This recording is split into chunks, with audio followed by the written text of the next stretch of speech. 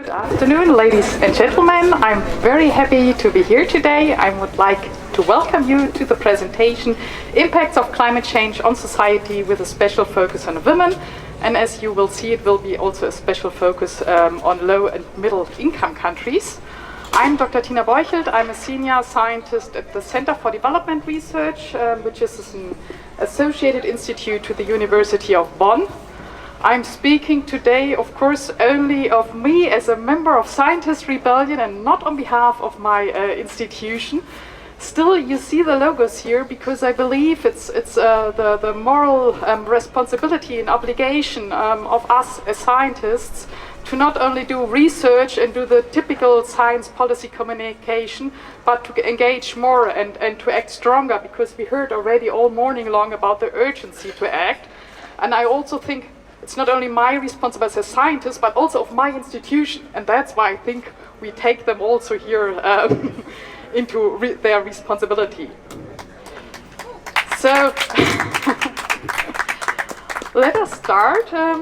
There is not only the climate crisis ongoing, there are many interlinked, simultaneously occurring crises at the moment. So we have still tremendous amounts of hunger, poverty and inequality, and that was already before the climate crisis started, and now it's linked. We have global and human insecurity. We heard already water overuse and water scarcity. We have problems with energy security in many countries, currently of course even more here in Europe. We face environmental and land degradation and severe biodiversity loss. Also the overuse of earth resources, which is connected to an economic growth paradigm, and the overstepping of planetary boundaries, which we also heard already in the morning. So we have a tremendously big global problems. The IPCC report put it very simple what we actually can expect in the future of the impacts of climate change, and they say really they are severe, they are interconnected and very often irreversible on the ecosystems, on the biodiversity and on human systems.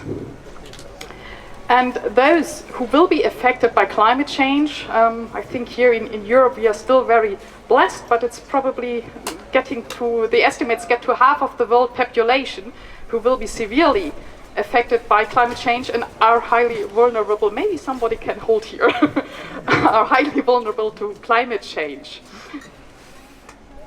We heard it already from Stefan, there's a historical responsibility for current climate change impacts. Emissions have been much higher in the US, here in Europe, partly also in Asia than here in Latin America and Africa.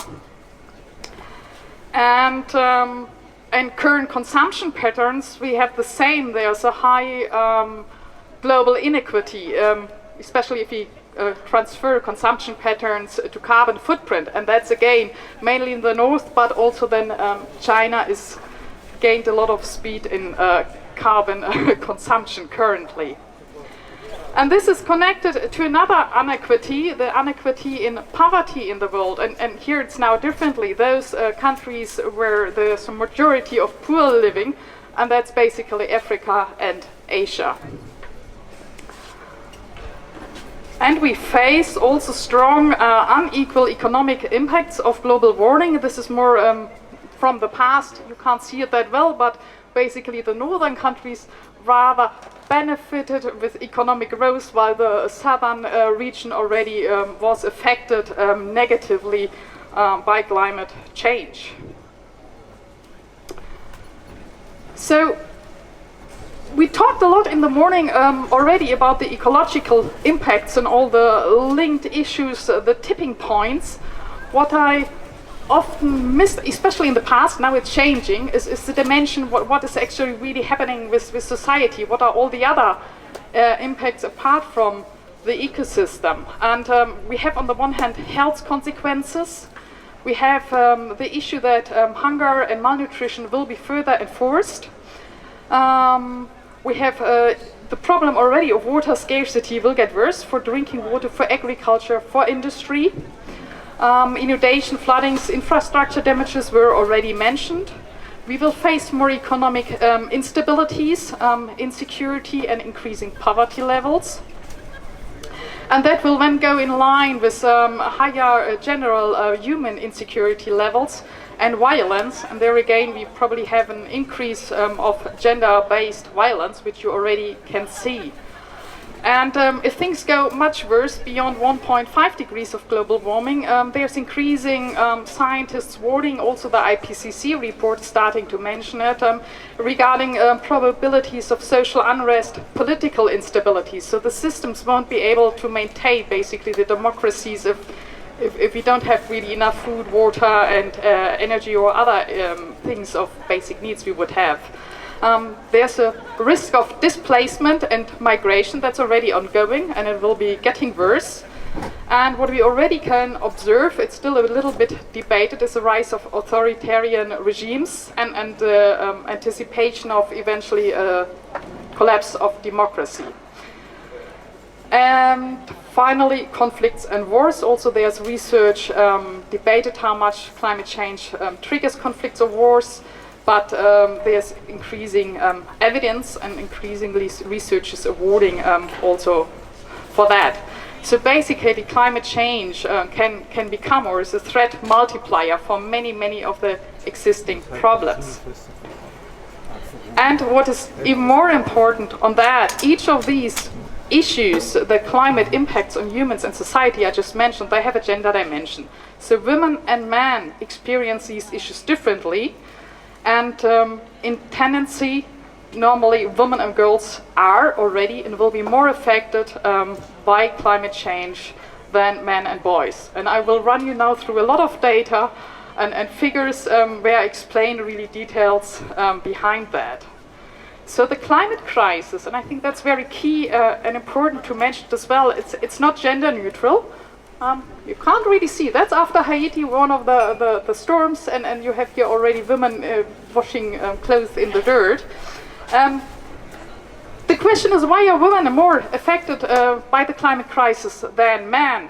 Why is there a difference? The key and basic and most simple but most complicated answer at the same time is that there are prevailing inequalities in society, less so maybe in Europe, more in other countries. We have pervasive discrimination still and strong societal norms. So what we know by now, the climate crisis especially affects those people who rely on natural resources for their livelihoods or living close to coastal areas, and those who have the least capacity to actually buffer the impacts of natural hazards. So this is usually the poor, and among the poor, you have a large majority of women. And women being alone in families are especially then vulnerable.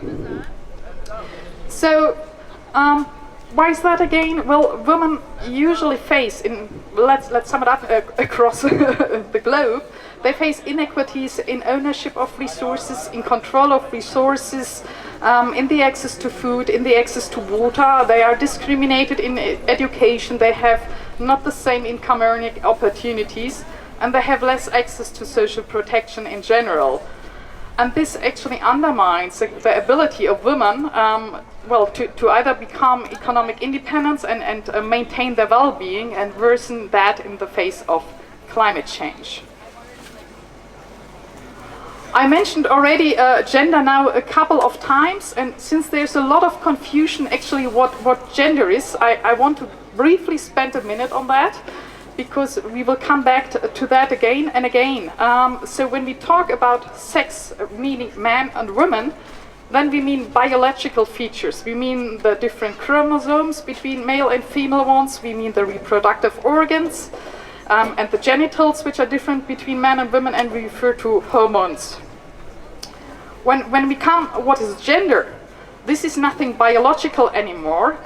This is a cultural definition. It is the roles and responsibilities we attribute to a man and we attribute to a woman. It is the behavior we attribute to one and to the other. So tendency again, men should be brave and strong, while women should be more submissive, more obedient, are more fragile. so to say. And yeah, finally, the entitlements are also different, and that is again a societal issue. So gender is constituting our social relations, our relations between man and woman. And this is purely socially constructed, and it varies between the different countries, within the countries, between different ethnicities. So it's culturally variable, so it's not the same. And gender's organizing usually our hierarchies in life, and also in our household, then among people in the community, and up to the higher level of societies. An important thing is that they are actually defining the relationships of power and hierarchy in society. So it's a society who's defining what is male and female, and who's allowed to wear a skirt or obliged to wear a skirt, and who's obliged or allowed to wear trousers. And that can make a difference how your skirt looks like if you survive a tsunami or not.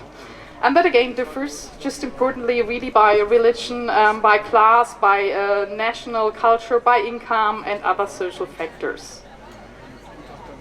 So where's the link now really to climate change, you may wonder. And in the past, the climate change scientists, the researchers, policymakers struggled actually combining gender issues, social equity, and climate change. There was a strong natural science focus. But there's increasing data and research stating there are disparate impacts of climate change.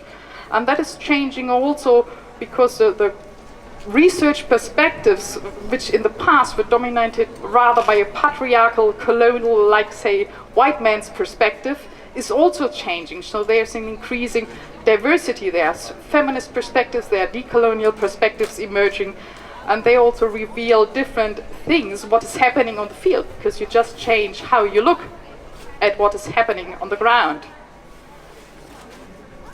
So women and men face different vulnerabilities based on the existing gender inequalities in society. And when it comes to climate change in tendency, the woman's capacity to absorb shocks is lower than man's. And that also means that climate change will amplify and reinforce existing gender inequalities if we don't act. On which areas is it affecting then women's life and women's rights? So we have on the one hand, I don't think you can see anything anymore, we have the area of when it comes to health, to food security, to education, I can't even see myself anything anymore, to reproductive health, also to access to land and resources, livelihoods in general, and it is also affecting violence against women. And we will go through some of these details now. So the impact of climate change on human health, that is coming back more to the society, but it has again a gender impact, can be in part on increasing air pollution, with increase of air pollution, increasing asthma and cardiovascular diseases. We have changes in vector ecology, meaning more infections caused by virus and malaria, dengue, etc. will be increasing. You have increasing allergens, you have issues with water quality in the future, the food supply impact, environmental degradation, and extreme heat. And when it comes simply to the heat wave, I think we heard it before, the heat wave can kill animals. There were bats and birds in Australia killed in the last heat wave. But interestingly also, it's more women than men die in heat waves. So they face more difficulties in actually buffer physically the high temperature, and lead to more problems in maternal health, which is then affecting children. They are more affected to hypertension then, and heat exhaustion, and that is already really proven by science. Coming to the next area, what we heard already, the impacts on agriculture and food production, that they will be heavily affected by the climate crisis. And hunger, malnutrition and agriculture have a very strong gender dimension. I want to use this now as a key example to go through the prevailing inequities and showcase the linkages to the impacts of the climate crisis.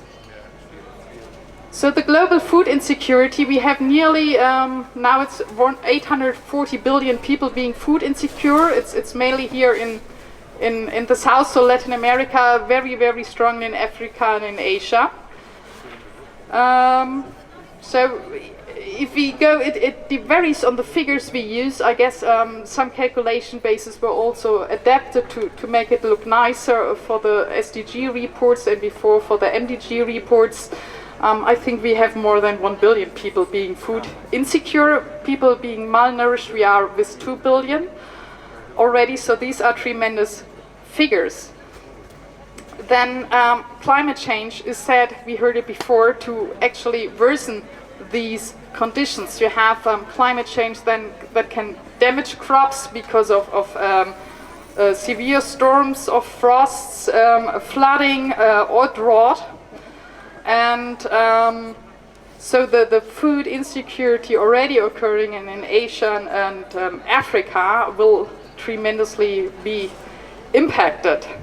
Food contamination is another threat that is growing. There are already 600 million people every year affected by food contamination, and that is also with the changing temperatures expected to increase. And women are again more food insecure than men. So it's in the same household. You have women who forgo more on food than men. So I think that's really key. All basically the darker countries here are again where women are more affected than men. And that is currently. So it will be worse in the future when climate change hits in. And what is very worrisome about malnutrition and food insecurity, that when this affects pregnant women and children in the first 2 years, they will suffer for their whole life. When they are malnourished, their brain never has the ability actually to develop as it usually would. So basically they become a little bit mentally retarded out of just being malnourished when being within still the mother. So women are more likely to be affected by malnutrition, which is also caused by the nutritional needs, the specific nutritional needs they have, especially when they are pregnant or breastfeeding, but also caused by menstruation, where every month you lose blood, and that causes severe iron deficiencies in many countries where you don't have enough iron supply sources again. And the nutritional condition is again also determining when a climate disaster hits in, how you can cope with it. If you're well nourished and you eat for a month less food, it's something different than if you're already heavily malnourished and then you don't have anything to eat.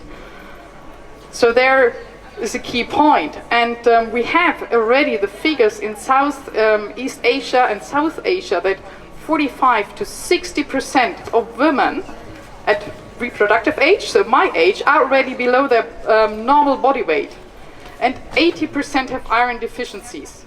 So we have half being not well nourished and 80% with iron deficiencies. So any nutritional shortage will hit them much more than any flooding in Germany would ever hit me.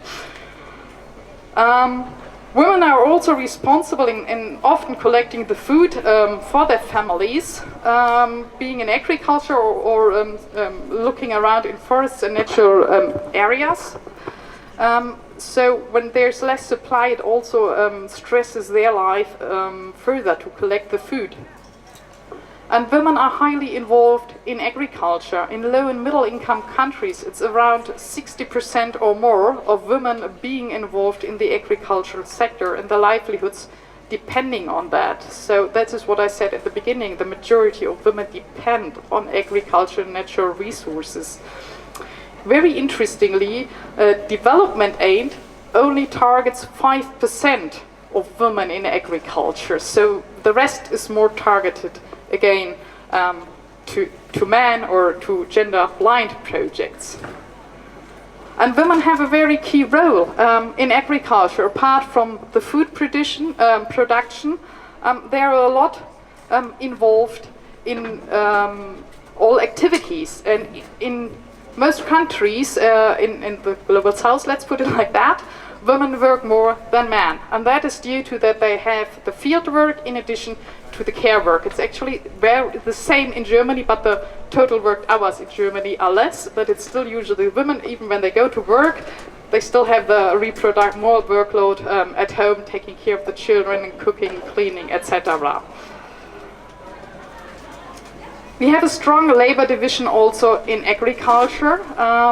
Across many countries, men are more involved in plowing, and then in all the other activities, they are differently involved. No, you still can't see anything. But that also means women who are in charge of weeding, of harvesting, of seed preparation, or later on of the harvest post-processing.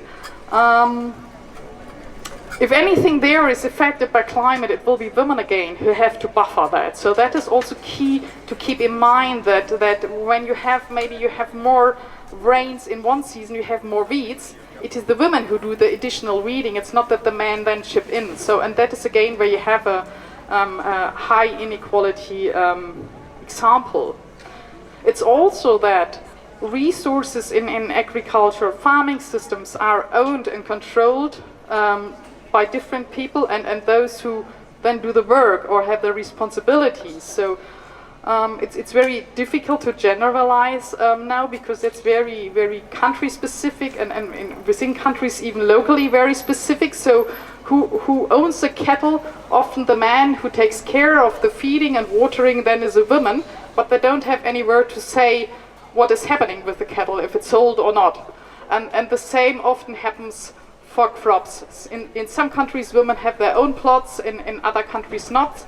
But then it's also again, when you have their own, even if you own land, the question is if I as a woman have a word to say what is happening on my own plot, or whether it's actually decided by the husband. And that you could see theoretically, if you would see something now on this slide. It's an example from Uganda, a survey about intra-household decision-making in smallholder farming systems.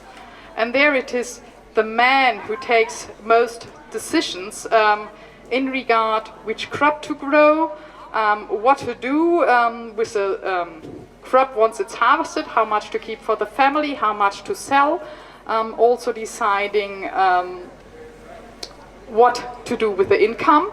So is it invested, I know it from other research of mine, is it invested maybe more in male leisure time, meaning drinking beer at a bar, or is it invested in household food security?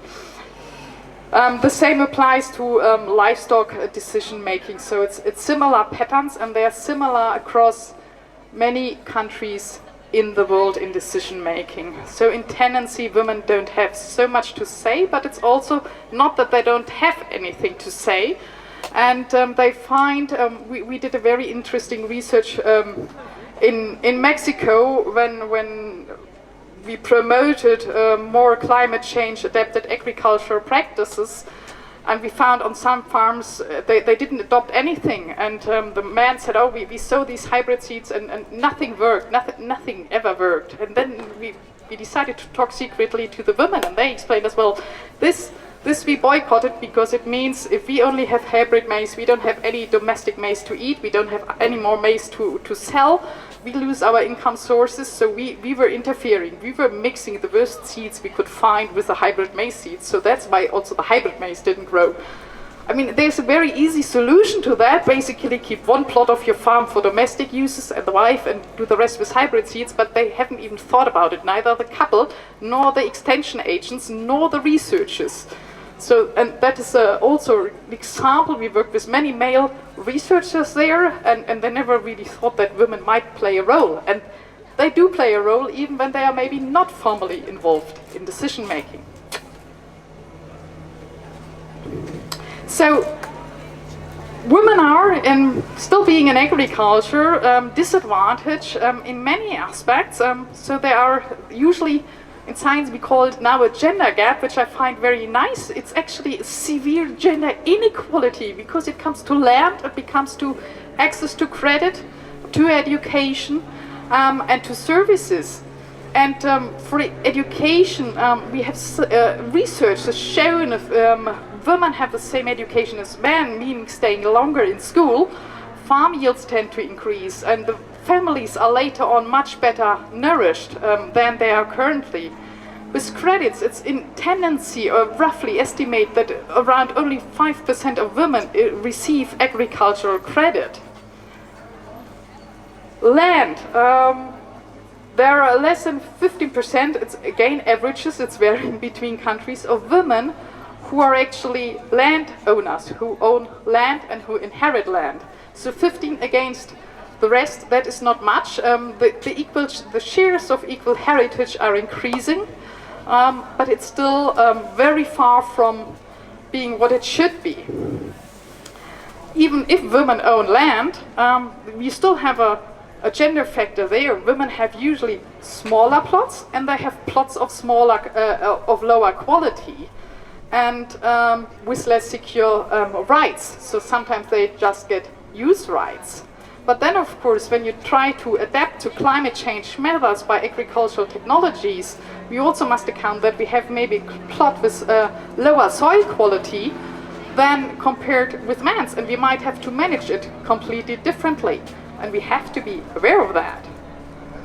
Land rights is another issue that's still in 15 countries globally. Women don't have the same inheritance rights globally, and let's put only one other figure. In 90 countries still, there are either by law or by local customs, women discriminated in access to land.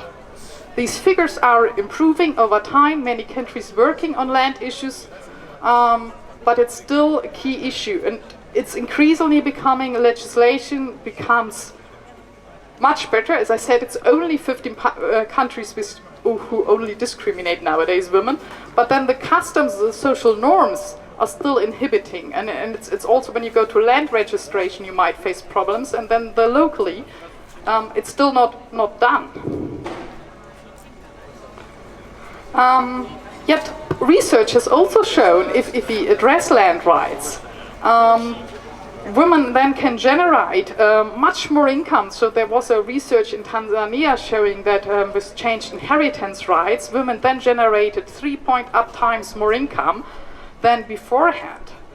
In Nepal, children were up to less underweight, up to 33% when women had land rights and had their own land. In Rwanda, research showed that women were much more likely to engage in soil conservation measures, which is also good to adapt to climate change, when they had land rights. But that's actually also applying for men. Land rights are key actually to invest and adapt to climate change. A key issue still is in many countries. Here's an example from Sierra Leone. If you want, as a woman, if you want to get land rights, often at the local institutions, the local offices, they ask you for sexual services to give you the paper. So also again, we have here a gender issue. We have a gender issue in access to extension services in the agricultural sector. So first we have only around 5% of female extension agents. In many cultures, it's not possible that a male extension agent talks to a female farmer, so basically they are excluded then. So we would need to increase the number of female extension agents. And I already mentioned that there's very little actually support going to female farmers, also by official development aid, including the German development aid. Research then still has shown that if we actually invest in women and women achieve an income, it has a tremendous effect on child's nutrition and health than if we invest in a man's income. So it's a tenfold increase beneficiary benefits on child's nutrition and health than having invested that on the same, on a man's income. And that is what I meant before, is how you decide how income is spent. So women just spend it on more on families issues and on food security and health issues. Another point, coming increasingly when we talk about climate change adaptation, and you see I work more on the field of climate change adaptation, is ICT technologies, access to mobile phones and internet. And in agriculture now, in the development sector, all the apps and mobile phone technologies become very, very fancy. However, the majority of women still don't own a mobile phone. They don't have access. If there's a mobile phone, there's one mobile phone at one household, and it's headed either by the father or maybe the eldest son, but certainly not by the women. So they also, again, have here less access to information of a technology we would assume is gender neutral. There are, I already mentioned, if we remove inequities, there are many options actually to, or many impacts that farm yields increase and that we can reduce hunger in the global world. So there is a research, it's sometimes it's based on some countries, but they say, okay, if women had the same access as men to the resources, their farm yields would increase 20 to 30%, and we could increase global hunger by 12 to 17%. That is actually a lot by just closing the gender gap. But it's not just closing the gender gap, because we have unequal power structures, and that men have the better access to credits, to land. That is because of unequal power relations. And these unequal power relations are also important when we want to address climate change. One last thing on agriculture, it's really intersecting. We have the problem of climate change, we have the gender inequity, we have agriculture, and it's all overlapping and enforcing inequities and being also a good potential for solutions. And research also has shown that in extreme situations in agriculture, women really start to tend to do more work to secure livelihoods. And I come in a second regarding water to examples where that is the case.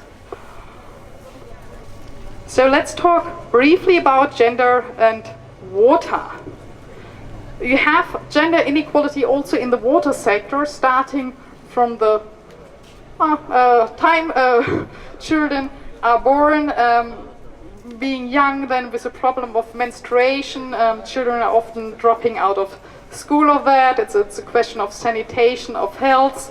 Later on, women have to collect water. They are more prone to waterborne diseases. So in Pakistan, already 50% of girls drop out of school before the 4th grades due to a lack of sanitation facilities. So in any climate emergency or in any extreme weather event where toilets are destroyed, and that often happens also where schools are, there's a higher likelihood that then the girls drop out of school because they don't have a functioning toilet in that area. So simple things still affect that. Also in many countries there are no private toilet as a home, so women have to go to public toilets, and it's always a potential threat for violence on that way. And when these toilets become further away, it's even making the livelihoods of women worse. Increased, now it's becoming stormy. Maybe we should take it down.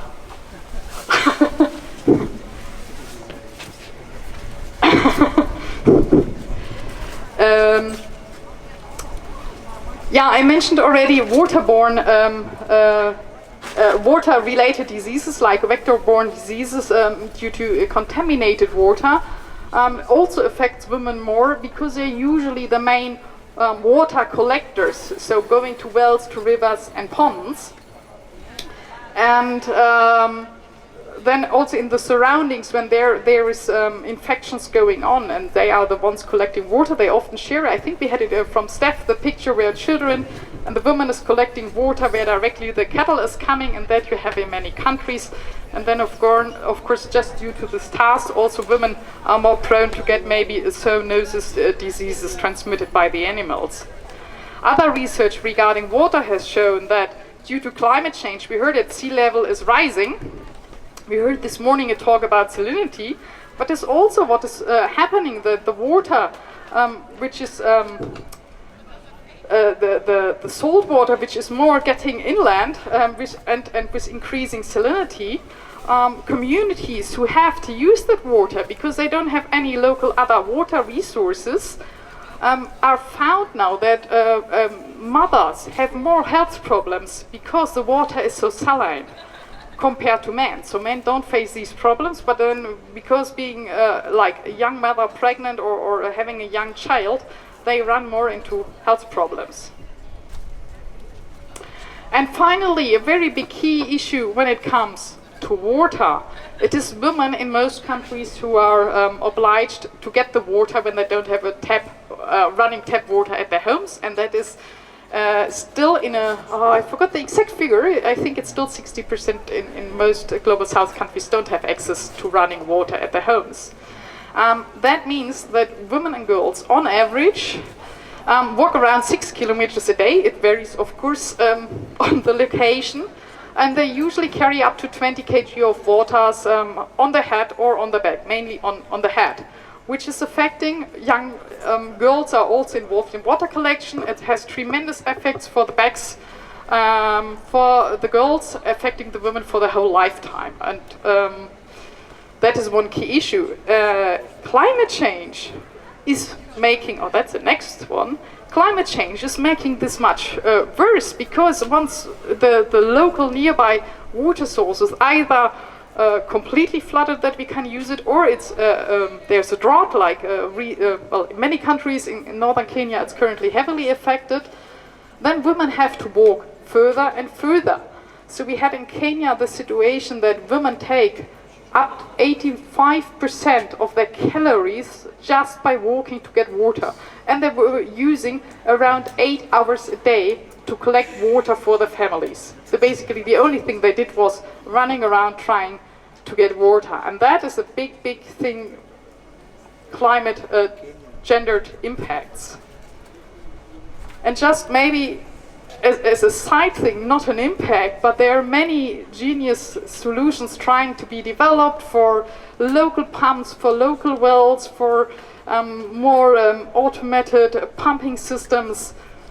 But they were with excellent intentions developed, usually by male scientists, completely gender blind, and women couldn't, because of the physical force, hardly use them. So they have to use them, but it costs them tremendous energy to do either the hand pumping system if they are not properly developed. There were treadle pumps, which women were, it was such an exhausting effort for them in Asia.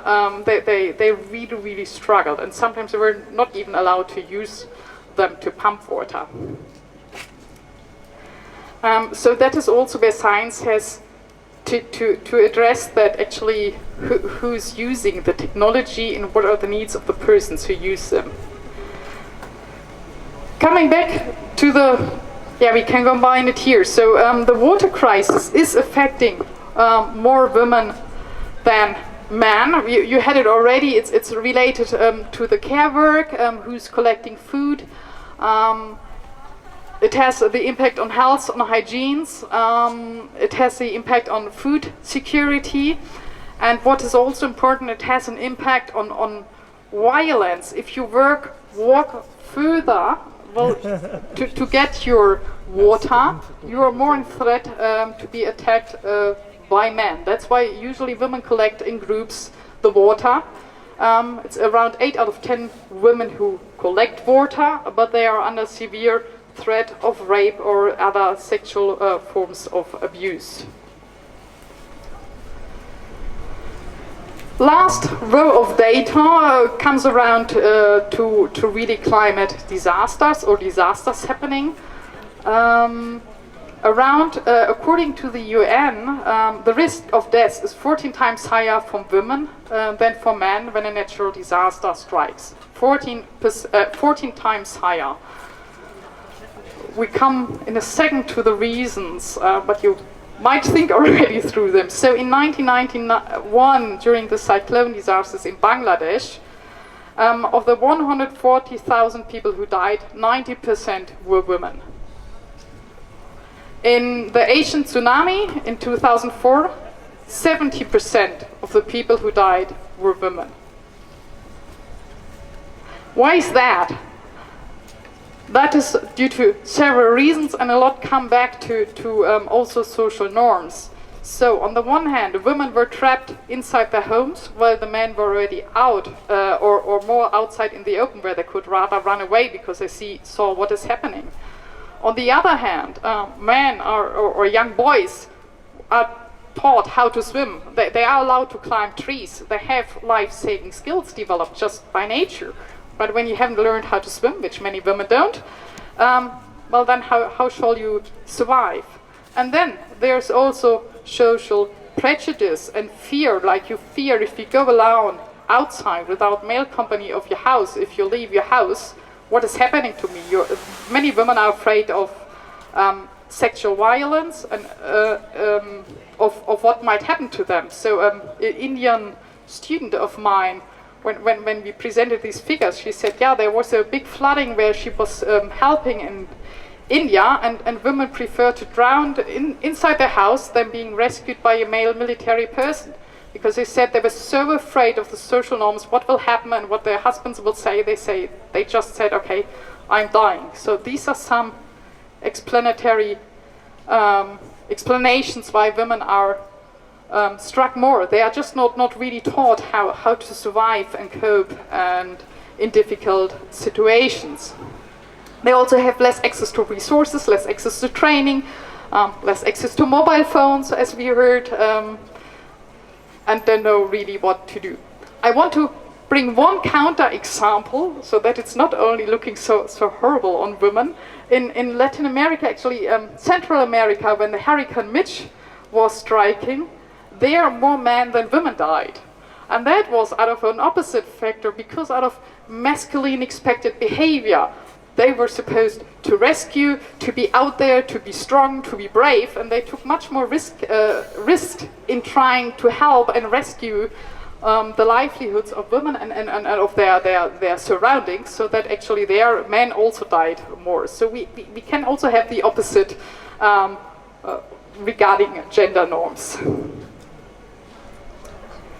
There's a final thing when it comes to environmental disasters.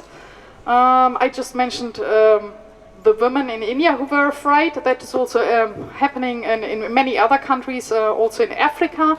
So women are often becoming, after disaster, the victims of either domestic violence or sexual violence, also in the shelters and camps.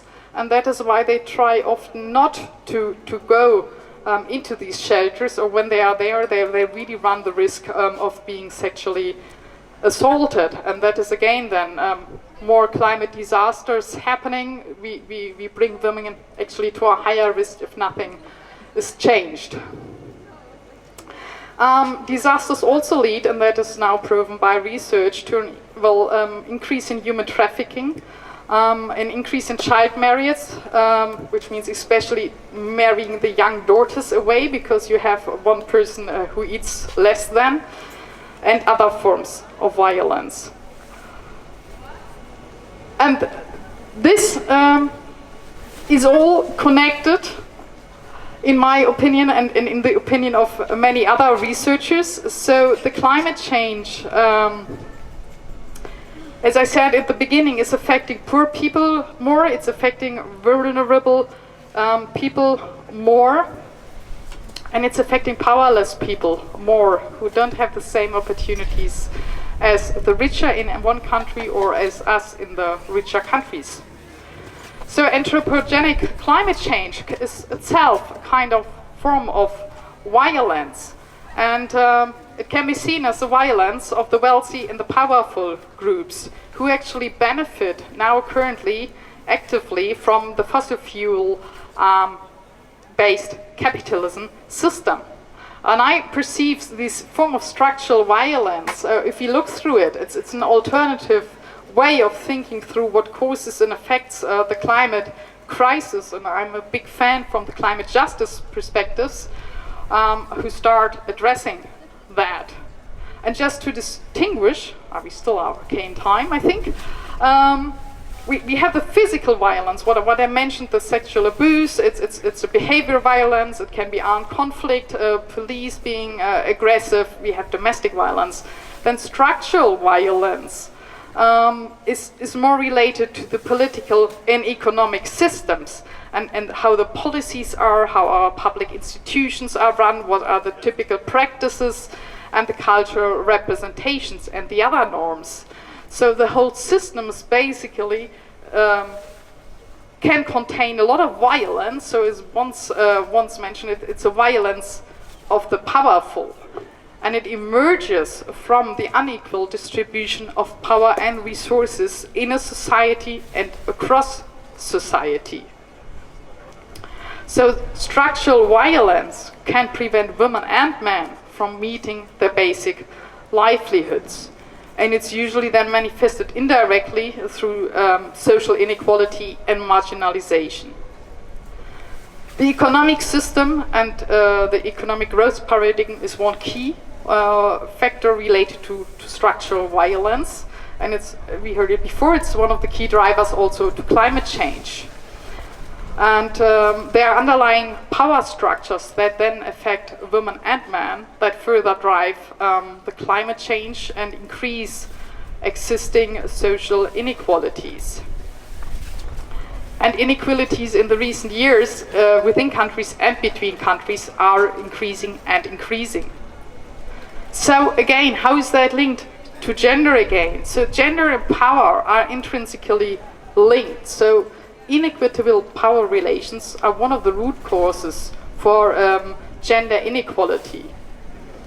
And gender really shapes power from the private relationships to the household level, to the community level, to highest political decision making. We just heard the speaker from Panama saying they try to really incorporate women in their gremia. And structural violence can be used as a form actually to control women, and physical violence as well. So at the COP26 there was an outcry of indigenous women from Canada, US, up down to Latin America, who mentioned how female environmental activists are systematically killed by, whoever, governmental leaders indirectly. A lot was directed to the mining industry and industries working on resource extraction. So there is a tremendous scale of violence against women, environmental human rights defenders, and of course male human rights defenders are equally killed. We shouldn't forget that, but women are often specifically targeted because they're more perceived as vulnerable and easier to address. So coming to the last 2 slides, or 3 slides or something like that, I think we all should be feminists if we want to change the world, just achieving an equity between women and men. And that is not, it is a matter of a fundamental human right. It's enshrined in the human rights since 1948. It's a matter of social justice, but what I really appreciate that nowadays, it took them decades, the International Union for Conservation of Nature is even saying it's a prerequisite for fully realizing environmental goals. So if we want to address climate change, we have to address gender equality and gender equity at the same time. So it goes hand in hand. The climate justice concept is working in that direction. It doesn't really, depending on what you read, not directly focusing on it, but at least I was very appreciated that the IPCC report is starting to mention that. They also had some sections on the gender in their last report, also very appreciated, but giving the volume very little. What is one way was, exactly as the delegate from Panama mentioned, one pathway to change, give women a voice as well, because again, research has shown empowering women which doesn't mean making them better than men or gaining power over men, but rather either the same level and making maybe joint decision making, so joint power with. Empowering women would benefit climate change mitigation and adaptation at all levels and in basically all countries, because in tendency women prioritize climate change in their voting, purchasing and in community leadership.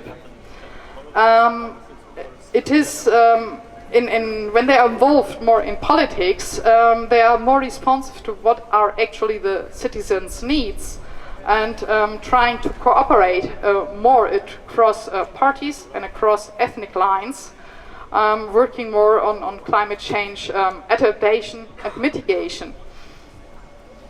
So it has really proven also in projects, if women are more included, to have better outcomes of climate change related adaptation and mitigation projects. When, just as a last thing for the COP, that shows the percentage of women's participations in past Rio conventions, and it is always, when it comes to governmental delegates, below 40%. Only the NGOs have nearly equitable participation, but in general still women are not participating equally in decision making, also not at international level when it comes to climate change. So as a final way to change, where we need to start changing, driving change towards gender justice, but also to address climate change. There are different levels. We have to address the individual change, the consciousness of men and women about inequities and climate change. We have to change the access to resources, which is unequal between men and women and between countries. We have to address the informal cultural norms and practices. So, for example, in Europe, our consumption level. In other countries, when it comes to gender, it's more like what women are allowed to do and not. And we have to address also the formal institutions, laws and policies. So what is discussed here at the COP is one area, but we also need change at all the other areas at the same time. So summing up, the prevailing economic and social system is based on a very strong unequal distribution of wealth and power, and an unequal distribution between men and women. So we need to understand the gendered social relations and power structures and change these while moving to a state of climate emergency politics, what we urgently need. I haven't spoken much about the future outlook or solutions, but there are plenty of solutions and ideas and concepts around. So it's not the matter that we don't know how, it's just rather doing it. So we have the concepts around degrowth, which we will hear later on also a speaker. The South having in Africa the concepts of Ubuntu Buen Vivir, which is more about a social cohabitation and more a social solidarity economy and living together than the capitalist vision. We have ecofeminism. There are plenty of concepts around. So it's embarking more also on alternative discourses, including these also in our scientific research and perspectives, questioning our own epistemologies and ontologies as researchers. So the key concepts recently are, or for Scientist Rebellion as well, are planetary justice, climate justice, related also to world ecology approaches. And all of these are addressing gender equity, but I think they have to continuously and much stronger emphasize the justice between women, men, and all other gender identities. And what I liked very much at the World Ecology Conference on Wednesday, when Jason Moore said, we have to promote and live these concepts of planetary justice and world ecology. And that is already a continuous act of civil disobedience if we do that as scientists. And it also includes intellectual disobedience. And with that, I would like to thank you very much for your attention.